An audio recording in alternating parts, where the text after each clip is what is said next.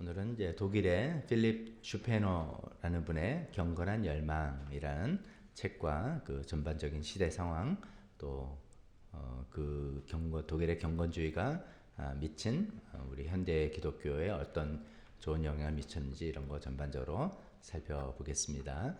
본문은 골로새서 3장 16절, 골로새 3장 16절. 이번이 우리 나중에 살펴보지만 이제 오늘날 시대 모든 소그룹, 교회 내 소그룹에 어쩌면 시조라고 할 수 있고 원류라고 할 수 있는 그런 운동을 펼쳤는데 그런 것에 적절한 말씀이라고 생각해서 선택했습니다. 3장 16절 같이 읽겠습니다. 시작. 그리스도의 말씀이 여러분 가운데 풍성히 살아있게 하십시오. 온갖 지혜로 서로 가르치고 권고하십시오. 감사한 마음으로 시와 찬미와 신령한 노래로 여러분의 하나님께 마음을 다하여 찬양하십시오. 아멘. 우리가 목장이나 이런 작은 소그룹에서 이런 아름다운 교제, 찬양, 권면 이런 것이 있으면 좋겠다라는 의미 담고 있는 구절입니다.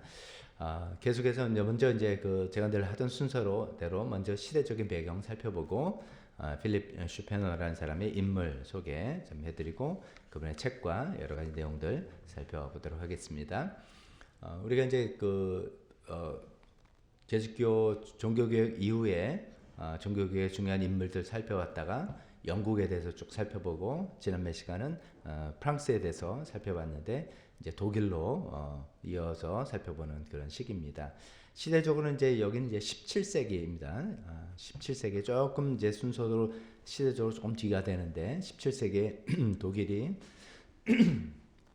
어떤 시대적인 어떤 상황이었고 어떤 배경을 통해서 소위 독일의 경건주의라는 것이 시작됐는지 살펴보겠습니다.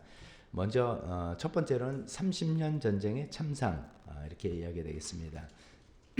30년 전쟁이라면 그 종교개혁이 일어나면서 개신교 이제 천주교 개신교를 막는 천주교 세력과 또 개신교 세력이 이제 이게 정치권이랑 다 맞물려 있었다 그랬죠. 요즘 같은 개인의 신앙이 보장되는 시기가 아니라 우리 영주가 천주교면 우리 천주교, 우리 영주가 이번에 루터교로 바뀌어서 나는 개신교면 개신교 뭐 이런 시대였습니다. 그러다 보니까 이제 그런 걸 통해서 서로 정치적인 알력도 있고 종교적인 싸움도 되고 해서 지금의 독일이라고 돼 있는 그 당시엔 독일이라고 이렇게 통일되기 전이지만요.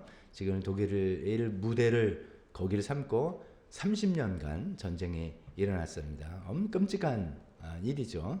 그래서 독일 전체 인구의 한 3분의 1 정도가 그때 다 죽임을 당했다. 뭐 이렇게 알려진 아주 잔혹한 그런 전쟁입니다.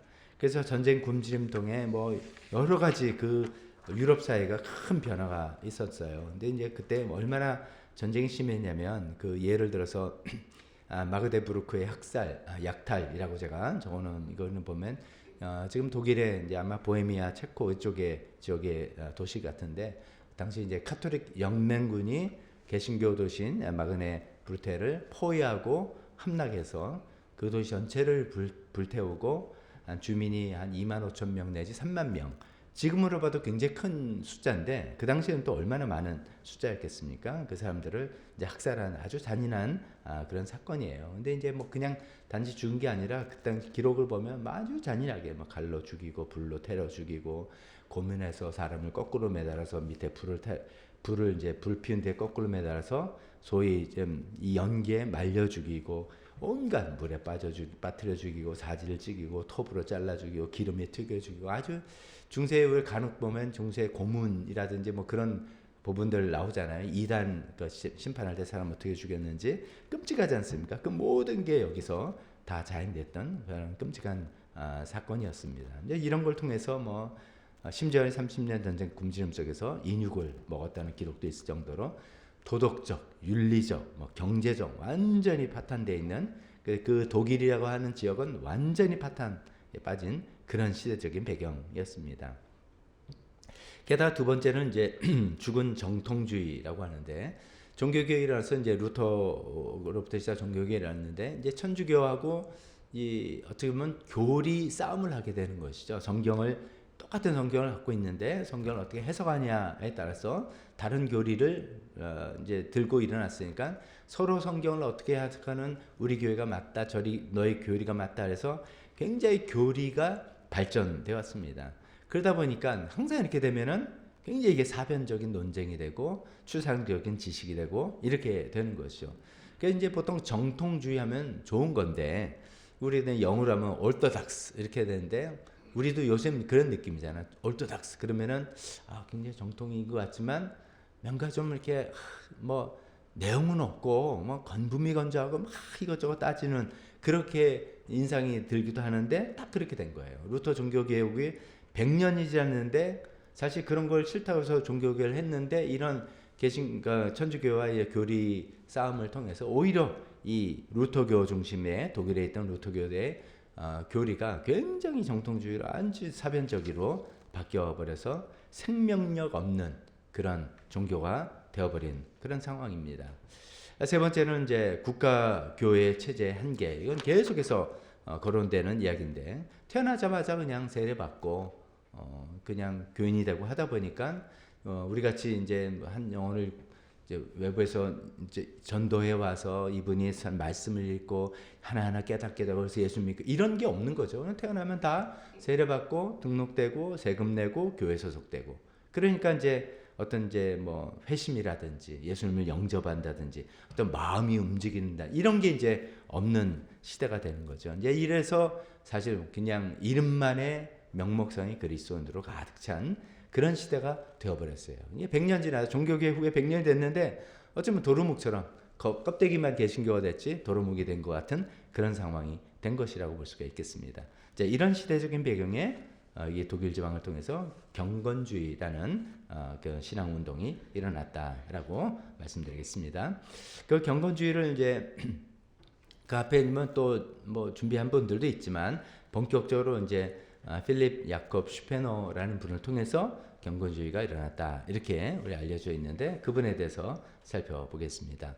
이분은 1635년에 태어나서 1705년에 돌아가신 분인데 독일의 알사스 지방 우리 예전에 그 전에도 한번 나왔죠. 마지막 깁세 그게 독일 땅이었다가 프랑스로 넘어가는 거예요. 프랑스 땅인데 독일로 넘어가는 거예요. 제가 기억이 가물가물한데 그 지역이 항상 프랑스하고 독일하고 영토 분쟁 때문에 이렇게 왔다 저렇게 왔다 하는 그런 변방 지역이잖아요. 그래서 이제 거기서 이제 마지막 수업에 마지막 입세가 아니라 마지막 수업 그 배경이 됐던 바로 그 알사스 지방 출신이라고 합니다.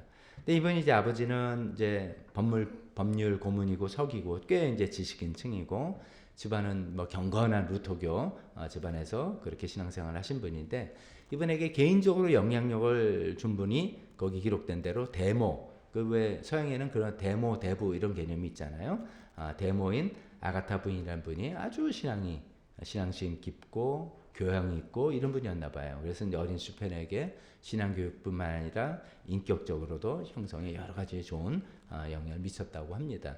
뭐 그래서 그런지 이 슈페너 이분은 진짜 점잖은 분인 것 같아요. 어릴 때 자랄 때도 뭐 밖에서 이렇게 노는 게 아니라 뭐 신앙서적 읽고 영국 청교도에서 우리가 쭉 살펴왔던 앞에 그런 분들의 신앙서적 읽고 또 독일 경건주의 시조라고 할 수 있는 요한 아른트라는 분의 뭐 책, 뭐 이렇게 어릴 때부터 신앙서적을 읽은 아주 뭐 좀 독특한 그런 분입니다. 이번 성장 과정도 그래서 아주 뭐 드라마틱한 타락이나 방황이나 그래서 뭐 이런 게 없어요. 우리가 지난번에 살펴봤던 존 바니언 굉장히 뭐 타락하고 막 입 거칠고 막 그랬던 분이었잖아요. 그러다가 확 돌아온 분인데 이분은 그냥 쭉 이렇게 잘한 것 같아요. 그래서 자기도 나는 흔히 청년들이 빠지는 방탕함에 물들지 않도록 하나님께서 나를 특별히 보호하신 것 같다라고 고백할 정도라 했답니다. 그 당시에는 이제 우리하고도 비슷할 수 있죠. 우리도 보면 술, 담배, 옛날 그 당시에 카드 놀이를 많이 했다는데 요즘 뭐 게임이라고 할 수 있을까요? 뭐 그런 거 이제 일반적인 유흥에 뭐 젊은이 때 많이 빠졌는데 평생 그런 손도 안 대고 아주 진짜 뭐 경건하게 거룩하게 자란 그런 분이라고 알려져 있습니다. 성품 그래서 그런지 성품이 3번 보면 굉장히 온화하고 아주 뭐 고결하다 그럴까 이런 거죠. 왜냐 어떻게 이제 그걸 알 수 있냐면 이분이 이제 자신의 이제 나중 목사가 돼서 이런 책도 쓰고 이런 어떤 경건주의 운동을 이끌어 나가는데 당연히 반대가 있죠. 어떤 반대냐면 이거는 천주교에서 반대가 아니라 루터교의 정통주의자들의 반대예요. 너네가 이상하게 지금 이단적으로 뭐 이상하게 한다라는 이런 비판의 반대를 많이 받았는데, 그럼 뭐 얼마나 뭐 말싸움하고 논쟁하고 막 하잖아요. 이제 그런데 그럴 때까지도 끝까지 비난하는 자한테도 예의를 갖추면서 했다라는 이야기예요. 그래서 이제 그분 표현이 분노로 진리를 지키려 하지 마라. 와, 열받으면 우리도 막 말로 쏴붙이고 막 이렇게 말로 꺾고 뭐 이렇게 하는데, 인품이 이제 그런 분이 아니라는 거죠. 분노로 진리를 절대로 지키려고 하지 말아라. 뭐 그렇게 이야기할 정도로, 또 자기 개인적인 성격은 내성적인데 이 진리를 위해서 그렇게 앞장서서 인도할 만큼 정말 하나님을 향한 거룩한 열망이 컸다라고 이렇게 평가받는 그런 분입니다. 근데 이분이 이제 결정적으로 이제 어떤 충격과 도전을 받은 사건이 4번 가로 4번이 있는데, 대학교를 저 프랑스 남부 쪽에 있는 스트라스부르에 있는 데서 대학을 졸업하고 이제 뭐 여유 있는 집안이니까 유럽 전역을 좀 여행을 하게 됐나 봐요. 그 중에 제네바를 가서 거기서 엄청난 충격과 도전을 받았어요. 제네바는 우리가 쭉 살펴봤죠. 종교개혁의 존 칼빈이 거기에 어떤 개혁 도시를 만드는 거, 도시 자체를 완전히 종교개혁하여서 거기가 개신교의 어떤 성지처럼 돼 있는 그런 곳이었다 그랬잖아요. 그래서 이제 뭐 좀 너무 강경해서 좀 약간 이슈도 있지만, 거기 그 도시 자체가 말씀으로 사는 그런 도시 이렇게 된 거고, 그러니까 제네바는 어떻게 보면 철저한 신앙 공동체, 도시 전체가 신앙 공동체인 그런 곳이라고 할 수 있겠죠. 거기 가서 이제 이 슈페너가 쇼크를 받은 건 이거예요. 자기가 지금 살고 있던 고향에는 아니 뭐 이제 루터로 개혁을 해서 뭐 믿음으로 구원받는다는 칭의 이거 하나 붙들고 하는데 삶은 엉망이다 이거죠. 밤에 가서 거룩하게 예배는 드리고 뭐 하지만 삶으로 연결이 안 돼서 소위 성화가 별로 이렇게 안 돼 있는 것 같은, 뭐 그게 그거 같은 그런 삶인데, 여길 딱 와 보니까 사람들이 다른 거예요. 뭐 삶과 예배가 딱 하나가 돼 있고, 그 주일 예배 드리고, 또 여기서 이분이 이제 되게 이제 도움을 받고 그 영감을 얻은 게 당시 제네바에서 활동하던 장드 라바디라는 이 원래 그 프랑스 사람인 것 같은데, 예수의 사제가 이제 종교개혁 자기도 이제 개종을 해가지고선 한 분인데, 이분이 보니까 아니 예배를 인도하고 그다음에 그 성도들을 자기 집에서 따로 모여서 기도하고 말씀 나누는 소모임을 하더라는 거예요.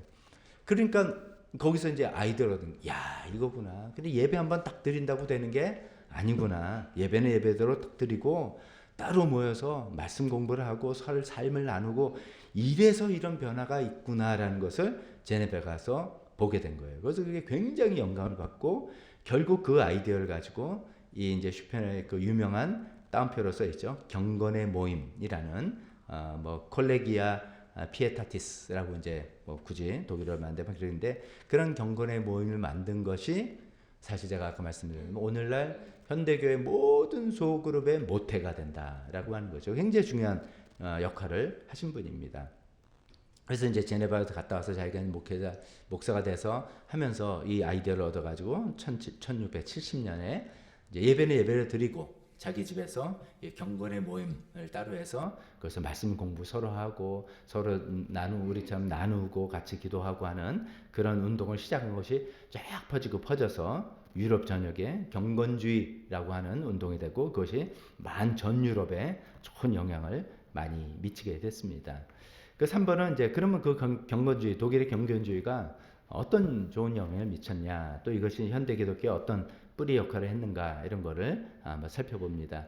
다시 한번 독일의 경건주의에 대해서 개관적으로 말씀드리는 거예요. 16, 17세기에 개신교의 정통주의가 우리 종교개혁했고 천주교 틀렸고 우리가 맞아라고 했는데, 이게 무미건조한 정통주의로만 가면서 교리 논쟁하고 형식주의에 빠져 있어서 생명력을 잃었다라고 이제 판단하고, 그런 반성에서부터 이제 우리가 정말 성경을 다시 연구하고 우리가 개인적으로 하나님과 뜨거운 관계를 가져야 되고 우리 생활에 거룩한 삶으로 실천이 돼야 되고 이런 거를 막 강조한 거예요. 그래서 이제 혹자는 뭐 제2의 종교 개혁이다 부를 정도로 그 영향을 미쳤고 이게 유럽 전 유럽의 개신교에 영향을 미친 것입니다. 그래서 이제 이 독일의 경건주의로 인해서 이제 우리가 가끔 우리가 이제 복음주의다 이런 얘기를 합니다. 복음주의라고 하면 뭐 이제 이걸 또 뭐 다음에 기회가 있으면 제가 또 말씀드릴게요. 뭐 이제 뭐 자유신학, 자유주의 신학이 있고 또 뭐 보수주의 신학이 있고 뭐 이제 등등 여러 가지 있는데 복음주의라고 하면 되게 이게 뭐 정확하다고 생각할 수는 없지만 쉽게 생각하면 빌리 그레임 목사님 한번 생각해 보면 됩니다. 그분이 이제 꼭 대중적인 설교를 해서가 아니라 한 분 한 분을 예수님을 영접하게 하는 것이 가장 큰 목적이잖아요. 그래서 복음 말씀을 전하고 그분이 예수님을 영접하고 예수님과 함께 신앙생활을 해나가는 것을 굉장히 강조하는 그런 복음주의 기독교의 굉장히 원형이 된다라고 이렇게 평가받는데 어떤 이제 좋은 영향을 미치는지 5가지로 정리해서 말씀드리겠습니다. 첫 번째 가로 1번은 평신도 중심의 소그룹 운동. 요즘 평신도 중심의 소그룹 운동 너무나 익숙하고 평신도가 사역을 해야 되고 소그룹이 없으면 안 돼. 이 소그룹이 여기서 소그룹이라 할 때는 우리 한국교회 오래전에 있었던 구역부터 시작되는 겁니다. 구역이든지 셀이든지 목장이든지 뭐 여러 가지 모임의 원형은 여기서부터 출발했다. 이렇게 이야기할 수 있겠습니다. 그 전에 이제 이런 독일의 경건주의 이전에는 어떻게 보면 성도님들 이제 여러분들 입장에서는 이제 여기서 이제 목사가 이제 거룩하게 예배를 인도해서 설교를 잘 듣는 청중이 볼까 했어요. 교회 와서 설교 잘 듣고 아멘 하고 이제 살아가는 거예요. 근데 이제 슈페너 이분이 그 전에 이제 다른 분들도 많은 그런 역할을 했지만 아니다. 성경이 뭐냐? 만인 제사장이라고 그러지 않았냐? 목회자로 부른 사람만 제사장이 아니라 만인 제사장 모든 사람이 제사장인데 그럼 왜 이 사람 그 역할을 안 시키냐? 그래서 모든 성도가 직접 성경을 읽고 묵상하고 말씀으로 서로 나누고 그걸 삶으로 적용하는 것을 하게 해야 된다라고 이제 주장을 했던 거죠. 그걸 위해서 이제 아까 말씀드린 경건의 모임이라는 콜레기아 피에타티스라는 것을 자기 집에서 먼저 만들어서 막 시도를 해가지고 이게 마치 교회 안에 작은 교회처럼 우리도 이제 목장도 굉장히 그런 개념을 하지 않습니까?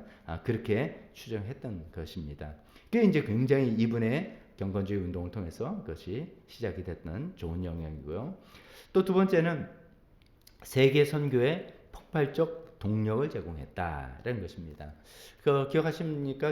이제 개신교에서 종교개혁이 일어나니까 천주교에서 거기에 대해서 반응해서 크게 2가지로 하나는 반동 (counter reformation이라 해서 예수회가 결성됐고 또 한쪽은 영적으로 좀 더 우리가 개혁하고 내부적으로 영성을 더 강화하자 해서 아빌라의 테레사 같은 분이 나오긴 했는데 이 예수회가 그때 형성되면서 예수회는 교육에도 굉장히 힘썼고 전도에 굉장히 힘썼어요. 그래가지고 이제 지금 남아프리카에 천주교가 굉장히 많잖아요.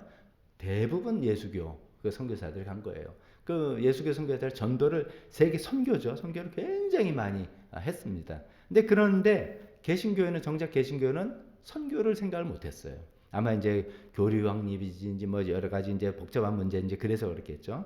종교개혁 이후 한 200년 동안 선교에 관심을 가지지 못하고 있었는데 이 이제 독일 경건주의 이분들 통해서 아니다 이 복음을 전해야 된다 이런 움직임이 생겨서 1706년에 인도에 최초로 개신교 선교사를 파송을 하게 됐고 그다음에 이제 다음 시간에 우리가 또 살펴볼 그 유명한 진젠도르프 백작 모라비안 형제회라는 분들이 이 독일 경건주의 통해서 이렇게 나온 분들인데 이 모라비안 형제회는 진짜 획기적입니다. 평신도 선교사를 당시 알려진 전 세계 다 보내 지금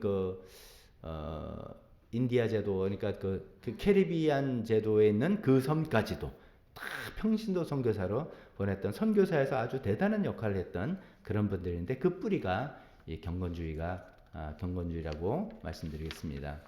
세 번째는 어떤 또 영향을 미쳤냐면 이제 계속 반복되는 것이 있습니다. 영적 체험과 소위 말해서 마음의 종교 이런 거죠.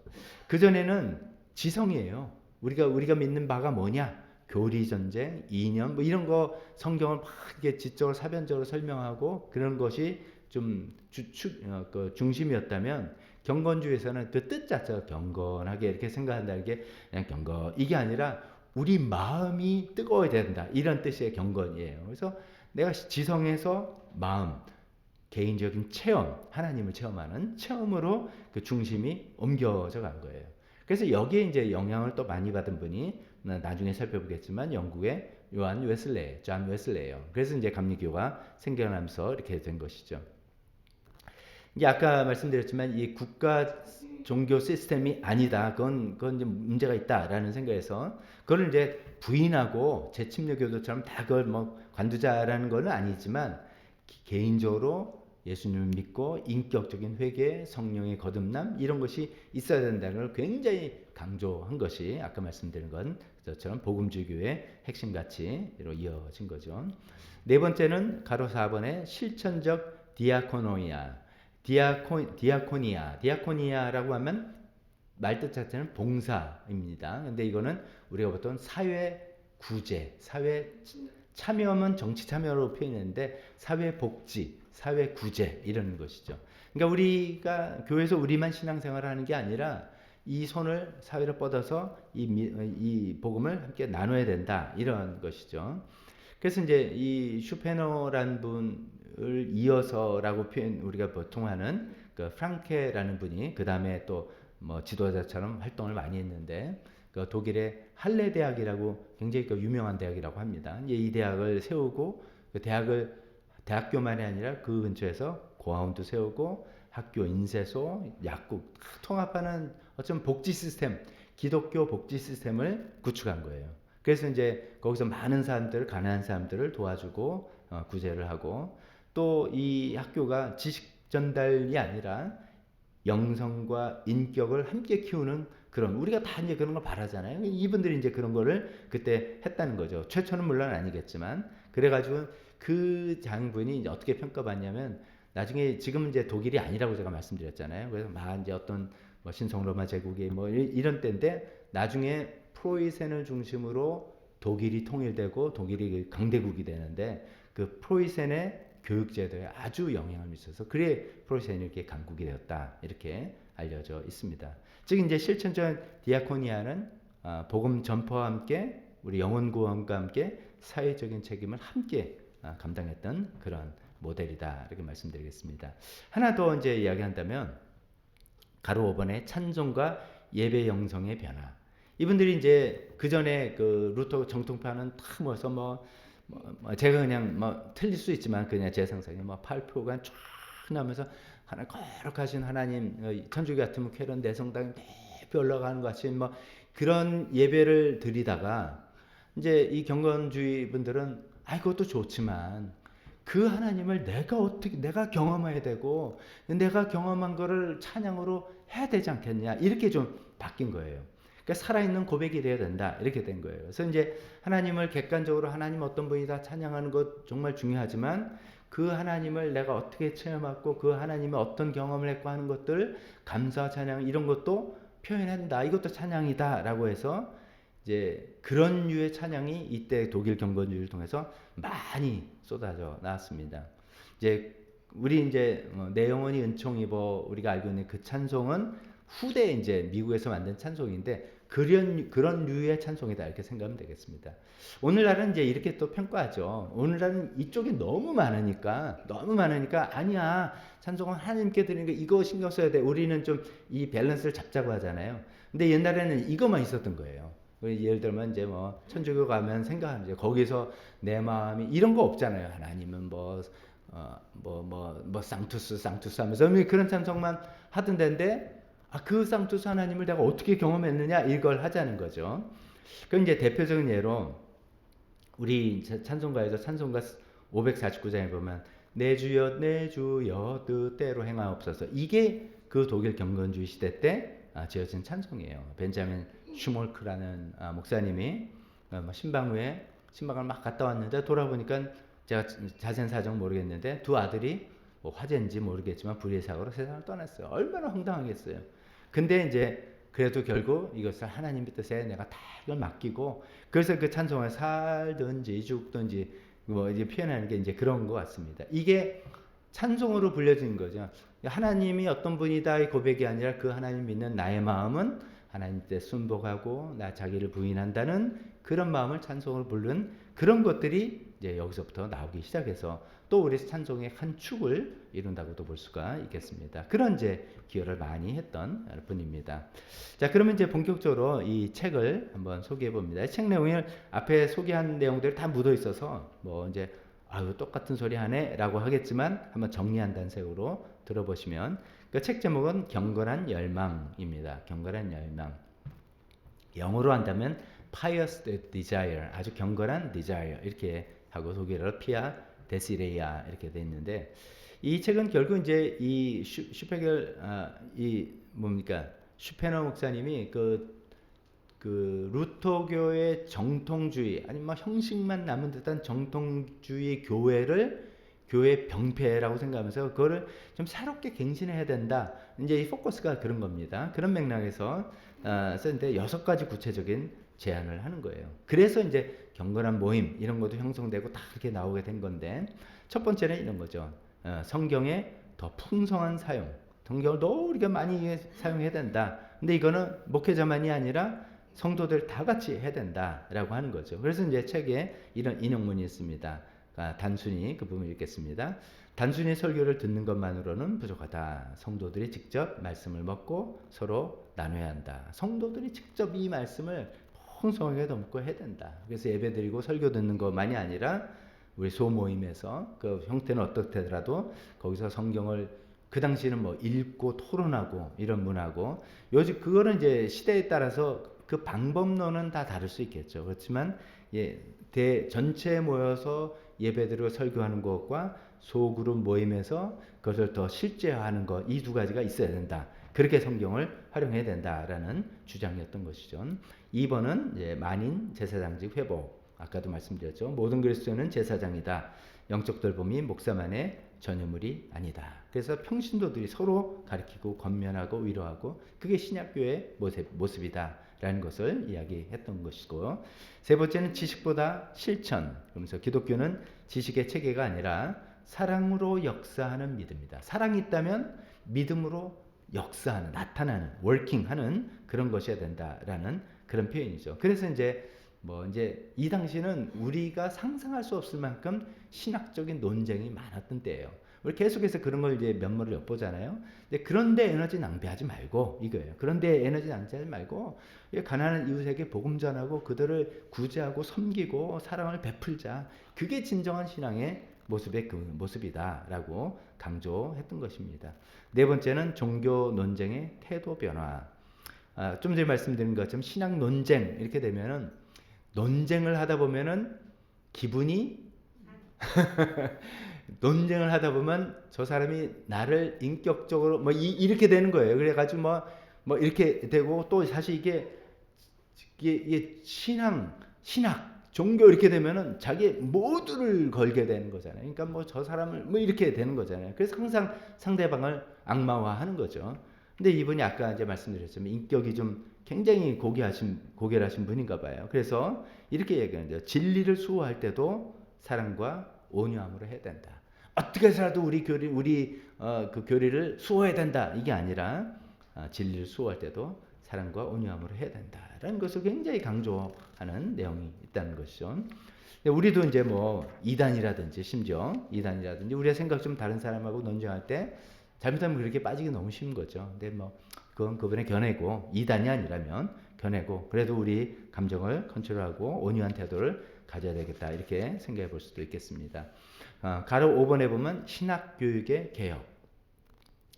이건 이제 신학생들 목회자들한테 더 해당되겠는데 신학교는 지식 전달의 장소가 아니라 경건의 훈련장이 되어야 한다. 이게 이제 사실 제가 이제 신학교를 다녀봐서 아는데 이렇게 하기가 쉽지는 않아요. 왜냐하면 워낙 또 배워야 되고 다뤄야 될 게 많기 때문에 원어서부터 해야 되는데 하다 보면은 그 지식을 습득하고 아는 것만 해도 엄청나는데 그래서 잘못하면 이제 그렇게 머리만 커진 사람을 만들기가 딱 좋은 게 신학교예요. 그래서 이제 이런 말이 있습니다. 신앙 좋은 아주 믿음 좋은 사람 신학교 보내서 믿음 다 잃어버렸다 이런 얘기를 많이 해요. 왜냐하면 신학적으로 생각을 하다 보니까 저도 이제 사실 그런 게 있어요. 뭐 여러분 같으면 뭐 이거는 뭐 옳고 그른 게 아니라 읽고선 은혜 받으면 되잖아요. 근데 저는 이걸 전해야 되는 입장이고 이게 올바로 전해야 되는 그런 책임감이 있다 보니까 이게 맞아? 이게 맞는 거야? 이걸 막 이제 따지고 생각을 이제 해보게 된다는 거죠. 그러다 보면 은혜는 날아가고 옳고 그른 거 이거를 치중하는데 빠지기 쉽죠. 그래서 신학교 가서 신앙을 닦아먹는다는 말이 괜히 나오는 말이 아니란 말이죠. 근데 이 당시에도 얼마나 많이 그랬겠어요. 근데 이제 이분은 지식 전달 장소가 아니라 신학교는 경건의 훈련장이 된다. 경건이라는 게 왜 아까 말한 것처럼 개인이 하나님을 체험하고 이 안에 따끈따끈한 마음을 가지고 하는 찬양을 하고 하는 이런 거 하지 않으면 안 된다. 이런 이야기를 굉장히 강조한 아주 중요한 포인트이죠. 그래서 목회자가 먼저 그렇게 되지 않고 목회자가 올바른 소리만 딱딱딱 하면 그게 무슨 은혜가 전달이 되겠습니까? 그런 얘기죠. 마지막 6번 비슷한 이야기인데 설교의 목적 변화. 설교는 지식을 자랑하는 자리가 아니라 영혼을 살리고 변화시키는 도구가 되어야 된다. 5번에서 나오는 이야기죠. 뭐 저도 이제 뭐 이게 필요 없을까 싶기도 한데 어떤 때는 제가 이제 전문 용어를 쓸 수밖에 없죠. 또 한번 들어두시면 좋은 건데, 근데 막 이런 걸 제가 이제 어디서 주워 배웠다고 막 여러분이 막 신앙 용어 쓰고 막 모르셨죠? 막 이렇게 한다면 저는 뭐 이렇게 되는지 모르지만 무슨 소용이 있겠어요. 그거보다도 성도들 일상생활에서 어떻게 살아야 할지 구체적으로 도움을 주고 해법을 제시하는 그런 설교, 영혼을 살리고 변화시키는 도구가 돼야 된다. 그게 설교의 목적이 돼야 된다. 너무나 올바른 이야기들을 잘해서 이런 것들이 이 책의 이제 중요한 내용들이라고 했습니다. 자, 다섯 번째는 제가 이제 뭐 이렇게만 하면 너무 재미가 없을 것 같아서 우리가 조금 그래도 뭐 좀 도전도 되고 뭐 좀 마음에도 남았으면 좋겠다 생각해서 이 책에 있는 내용들 중에서 이제 한편으로는 도전하는 내용들, 우리의 영혼을 깨우는 날카로운 도전의 말들 5-1하고 5-2에서는 또 우리를 위로하고 힘을 주는 말 이렇게 좀 나눠서 몇 가지 이야기 말씀드려 보겠습니다. 첫 번째 이제 도전되는 것에 가로 1번 목회자의 위선에 대하여 이분은 그러니까 목회자들 많이 이게 경고를 했던 분인 거죠. 목회자의 위선에 대해서 이렇게 날카로운 얘기를 합니다. 지옥은 거듭나지 못한 목사들의 해골로 바닥이 깔려 있다는 말이 있다. 얼마나 끔찍하니까. 이거 요새 그런 말 있잖아요. 천국에 누가 갔더니 그래서 예수님이 자기는 이제 목사랑 같이 갔더니 목사가 왔다고 예수님이 그렇게 버선발 나와서 반겨주더래요. 그래서 이제 야 정말 예수님 이제 여기서도 목사 차별 우대하는구나 그랬더니 예수님이 얘야 그게 아니라 워낙 드물어서 그렇다 그랬다는 말이 있을 정도로 잘못하면 그렇게 되는 거죠. 이 그런 맥락의 이야기예요. 지옥은 거듭나지 못한 목사들의 해골로. 참 끔찍한 이야기인데 바닥에 깔려있단 말이 있다. 강단에서는 천사처럼 말하나 올바른 말 한다는 거죠. 그러나 삶에서는 사탄처럼 사는 사람들, 그들이 바로 하나님의 영광을 가로막는 가장 큰 걸림돌이다. 이런 말 썼으니까 사람들이 좋아했겠어요? 안 좋아했겠어요? 그러니까 막 공격을 받았던 그런 것이죠. 그 다음에 또 이런 얘기합니다. 신학적 논쟁에 미쳐 있는 자들을 보라. 아까 제가 말씀드렸죠. 그 당시에 뭐 교리 논쟁 얼마나 많았습니까? 당신들이 교리의 점 하나를 두고 이게 카마가 여기 들어가냐 아니냐에 따라서 막 달라지고 막 그 하루 싸우는 동안 당신의 양떼는 영적 기갈로 죽어가고 있다. 당신의 지식은 당신을 천국으로 인도하는 사다리가 아니라 당신의 교만을 때울 땔감이 될 뿐이다. 지식이 있어야 되는데 그 지식 자랑만 하다는 이걸 내가 지식 많이 하니까 천국으로 날 인도하겠지가 아니라 자기를 교만을 때우는 땔감이 될 뿐이다. 아주 통렬하게 비판하는 그런 내용이죠. 두 번째는 이제 성도들에 대해서도 이야기합니다. 성도들이 이제 거짓 평화. 이제 사실 문제인데 난 뭐 교회 잘 다니고 나는 성경 읽고 하니까 이런 분들에게 또 일침을 가하는 이야기입니다. 교회 안에는 그리스도의 이름은 사랑하나 그리스도의 십자가는 혐오하는 자들로 가득하다. 그러면서 그 십자가 이렇게 표현하죠. 고난 없는 영광, 눈물 없는 회개, 헌신 없는 은혜만을 찾는 당신의 신앙은 복음이 아니라 사탄이 정교하게 만든 마취제다. 무시무시해요. 우리가 영광 잘 되는 거 너무 좋아하지만 고난을 통과하지 않는 영광 없다. 그거는 예수님 십자가와 상관없는 거다 이 이야기죠. 회개는 한다고 하지만 눈물이 없고 진짜 마음이 눈물이 뭐 실제로 눈물 떨어지는 눈물이 아니라 마음을 찢는 마음이 아파하는 그게 없이 그냥 회개하려니까 하자 이거 아니다는 거죠. 은혜 하나님 은혜 너무 좋죠. 하지만 그 은혜를 위해서 내가 헌신하고 예수님처럼 내가 헌신하는 이런 걸 통해서 예수님의 십자가를 같이 나 따라가야 되는데 그런 거 안 하는 사람은 복음이 아니라 사탄이 던져준 마취제를 맞고 나는 뭐 천국 가는 것이고 나는 잘 이렇게 생각할 수 있다라는 것이죠. 두 번째 또 이런 말씀이 있습니다. 하나님은 당신의 감정을 어루만져 주시는 분이기 전에 당신의 자아를 죽이시는 분이다. 나 상한 심령 뭐 이런 거 어루만져 주 그것도 하죠. 하지만 그 전에 당신의 자아를 먼저 죽이시는 분이다. 당신의 옛 자아가 죽지 않고 얻은 평안은 하나님이 주시는 평안이 아니라 사탄이 주는 마취제다. 이것도 우리가 굉장히 마음 찔려하며 한번 우리를 성찰해볼 수 있는 그런 말씀이죠. 이런 거 이제 배워가지고 이거 가지고 남들 써먹으라는 소리가 아니에요. 예, 이래서 이게 나를 향해서 성찰해야 되는 거죠. 또 세 번째, 이번엔 경건한 모임, 그 소그룹 굉장히 강조했다 그랬잖아요. 그 근데 소그룹인데 죽어있는 소그룹은 뭐냐, 이런 거죠. 서로의 죄를 고백하지 않고 서로의 허물을 아프게 지적하지 않는 모임은 기독교적 교제가 아니라 사교의 모임에 불과하다. 거룩한 간섭, 어떤 뜻인지 우리 알겠죠? 거룩한 간섭이 사라진 소그룹은 서로의 영적 죽음을 방조하는 공범자들의 모임일 뿐이다. 이분의 표현이 아주 뭐 재밌어요. 근데 이제 시대적인 것도 우리가 반영해야 되죠. 이렇다 해서 뭐 매번 모일 때마다 이제 실제로 이제 시대에 이런 거 있어요. 나중에 존 웨슬레이 우리가 생각하면 그분이 이제 그 감리교 운동 하기 전에 홀리 클럽이라고 자기 열심히 해보려는 사람끼리 모여서 매번 만날 때마다 우리 서로 죄 고백하고 당신 숨기는 겁니다. 이거를 막 점검했는데 그거는 이제 아주 특정한 그룹에서 그렇게 할 수 있겠죠. 그러니까 모든 우리 교회 모임에서 매번 모일 때마다 당신 뭐 죄 지은 거 고백해 뭐 그리고 막 앞으로 이럴 수는 없죠. 근데 이제 우리 모임 가운데 이런 기능이 없이 이런 거죠. 이런 기능 없이 그냥 서로 사랑하고 좋은 게 좋은가 이거는 사교적인 모임이고 성경에서 말하는 그런 기독교적인 교제가 아니지 않느냐 이렇게 우리가 방향을 정해 나가야 된다 이런 또 이야기를 하고 있습니다. 4번 가로 4번 행함 없는 믿음을 향하여서 뭐라고 말씀하시냐 입술로는 주님을 시인하면서 가난한 형제를 외면하는 자의 기도는 하나님께 상달되는 것이 아니라 하늘 벽을 막고 튕겨나간다. 가지 않는다 그죠? 올라가 띵당 튕겨나간다. 입술로만 하는 거. 그러면서 그 당시 이제 구제 이런 거 굉장히 많이 신경 쓴 거예요. 그래서 이렇게 당신이 구제에 쓴 돈보다 당신의 사치를 위해 쓴 돈이 더 많다면 당신의 경건은 가짜다. 아주 뭐 강경한 이야기죠. 이제 오해는 말하기에 당신의 사치를 위해 쓴 돈이 당신의 생활을 위해 쓴 돈 이렇게 또 비교하는 건 아니죠. 근데 그걸 잘 의미를 생각해서 내가 정말 하나님께서 주신 물질을 가지고 다른 사람들을 위해서 구제의 용도로 얼마나 많이 베풀고 섬기는가 아니면 나만을 위해서 나의 사치만을 위해서 꼭 없어도 되는데 있으면 더 좋은 그런 사치를 위해서 쓰는가 이런 거를 잘 생각해 보라는 말씀입니다. 한 가지 더 있으면 하나님은 당신의 믿음의 고백을 듣고 싶어 하는 것이 아니라 당신의 손과 발의 순종을 보고 싶어 하시는 분입니다. 입술로 고백하는 거 필요 없다. 정말 손발을 순종해서 그 일을 행하는 믿음대로 행하는 것을 하나님께서는 보고 싶어 한다.